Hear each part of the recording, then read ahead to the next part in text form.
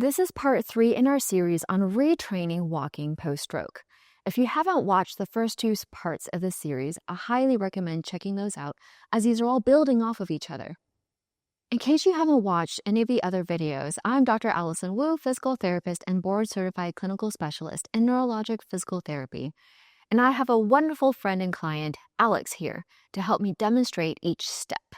The more we help our stroke patients put weight into the weak leg, the more signals are sent from the leg to the brain to help their rewiring process occur faster.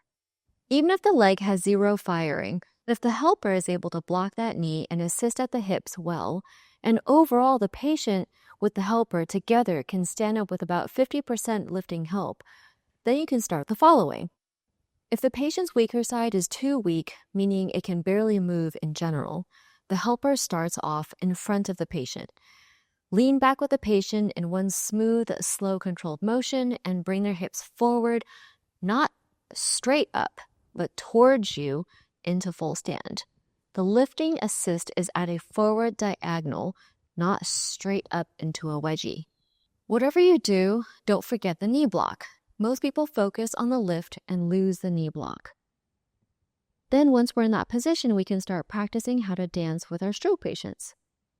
So slowly together, we'll shift his weight over to his weaker side, and then he will practice taking one step forward with a strong leg and then bring it back. We'll do it slowly at first, and as that gets easier, we'll practice that faster. Slowly, we'll shift the weight over onto the weaker leg. And when he's feeling pretty confident or feeling pretty balanced, he'll take a step forward with a strong leg and bring it back. If the patient steps forward with relative ease, the stronger foot can try to hang in the air a little bit, like 5 seconds, before stepping forward.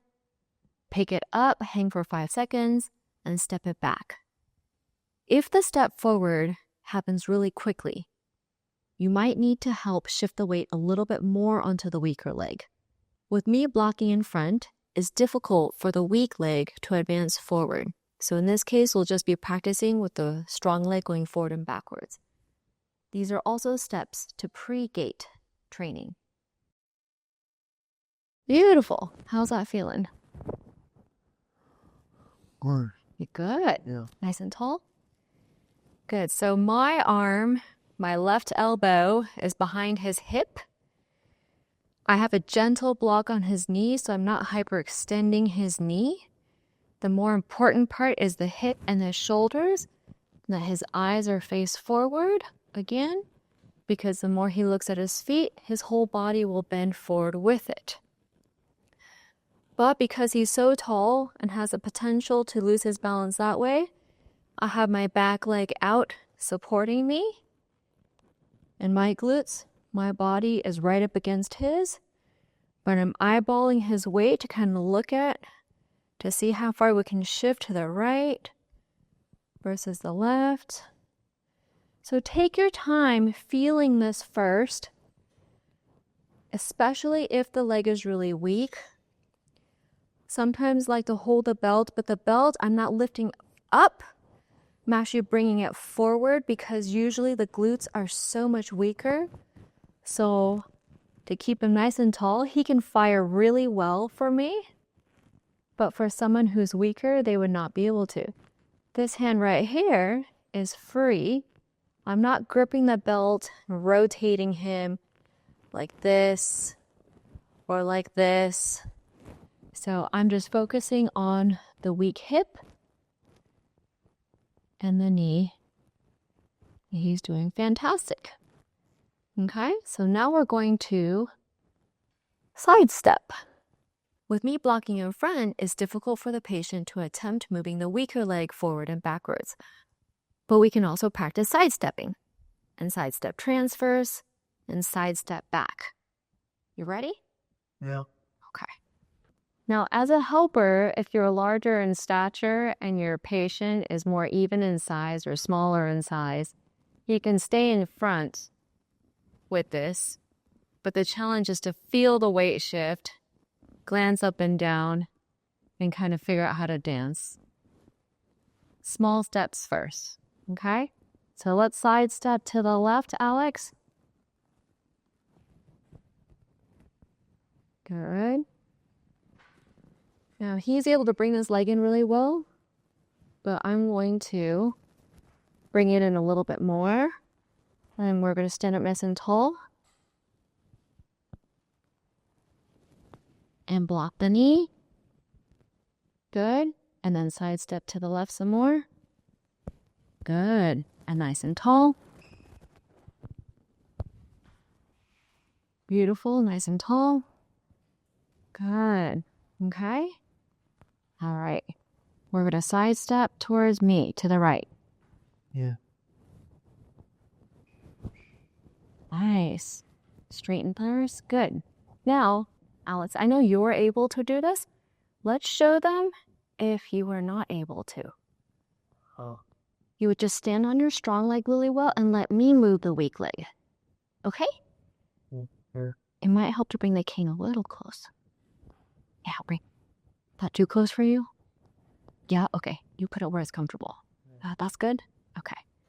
All right, stand really well on this leg, and I'm going to help this leg. Block it. Nice and tall.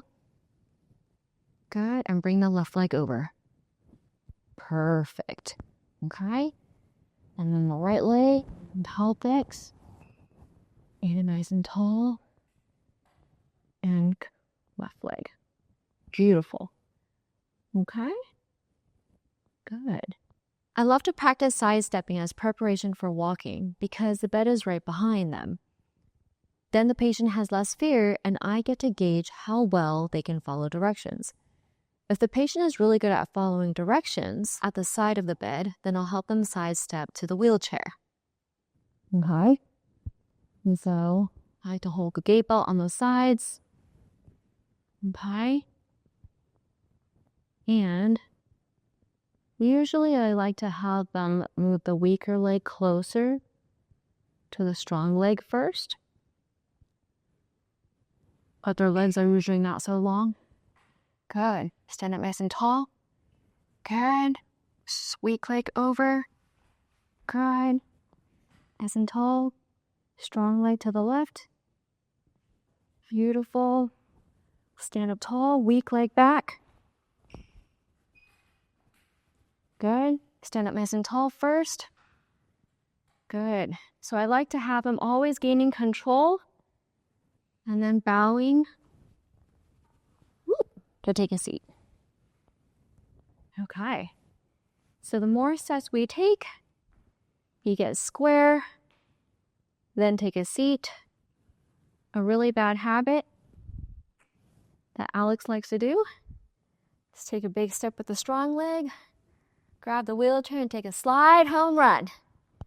And the chair is light and it moves. So, ideally, we like to try to take more steps, get square, then take a seat.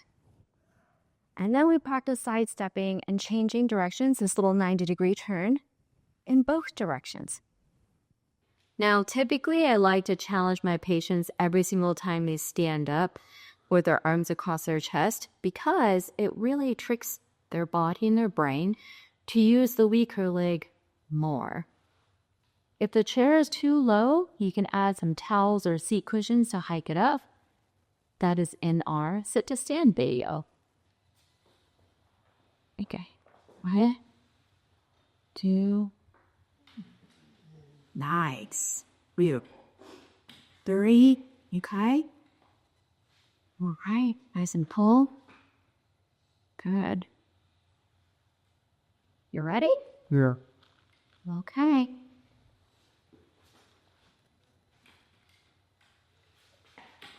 All right, we're going to sidestep and turn. Okay.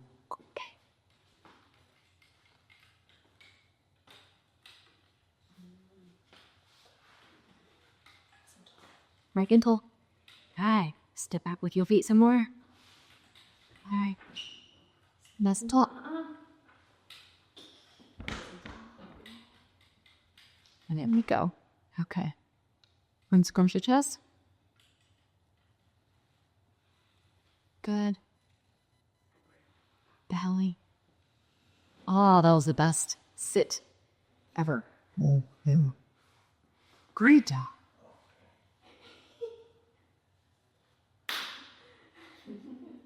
Now, I use my foot a lot. You'll notice that it's good if they have shoes on, and I have shoes on, and I'm shimming around my feet quite a bit to help with positioning. If the foot is way out in the front and you try to stand on it, you see the back's behind, you need to go in down. This is possible even if the leg has zero activity.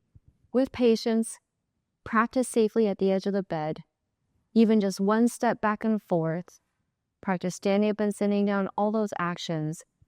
When those get easier, then you can also practice helping the zero firing leg actually sidestep. Each time we do that, though, I usually have the patient imagine doing the activity first, and I cue them, go ahead and move your weak leg, try as hard as you can, I will help you, and together we get moving. So even for a patient who has zero activity in their leg, just getting them feeling that switching back and forth is huge in helping their brain identify there's two sides of their body. Okay, arms across your chest. Yeah. And I'm supporting his knee with the inside of my thigh. And then his knee tends to either fly out to the side or fly inward. So just in case it goes out to the side, I've got my back leg and then my inner thigh giving a little bit support that row. Okay? And we'll support with his arm and his stronger arm to help give a forward diagonal help. Then I got the side of his gait belt, not the back in the middle, so I won't give him a wedgie. Ooh, I like to fly.